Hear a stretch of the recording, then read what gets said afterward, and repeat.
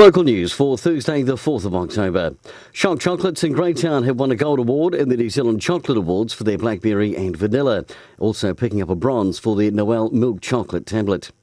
A treat for the kids, the school holidays, October the 10th, that's next Wednesday, the Masterton District Library will play host to the Winky Wonky Donkey and Drizzly Bear Show, entertaining youngsters. A video featuring a laughing Scottish grandmother reading the book to her grandchild has seen a resurgence in the popularity of the Kiwi-written book. And buses will replace most weekend services on the Wairarapa line this weekend between Wellington and Upper Hutt. The Metlink website has more details. In sport, last weekend, the 2018 National Amateur Bodybuilding Championships were held in Lower Hutt, and local lady Linda Oldfield won the women's figure 50-plus class, as well as the overall Miss Figure Wellington.